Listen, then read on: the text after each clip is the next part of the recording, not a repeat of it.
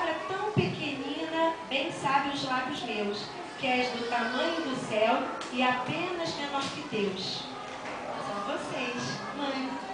Quem escreveu foi o Mário Quintana. Palmas para ele, né? Ele é muito inteligente, né? Porque nós somos do tamanho do infinito mesmo. Nesse coração, olha, cabe em tudo e a todos. Com vocês, eles não vão...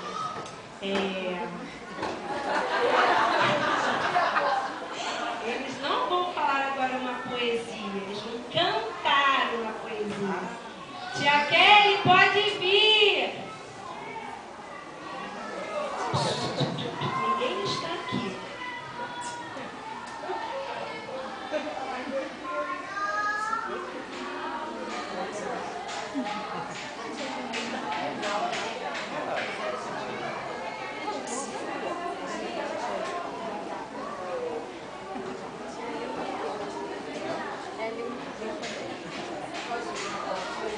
Pode vir, tia Paulinha.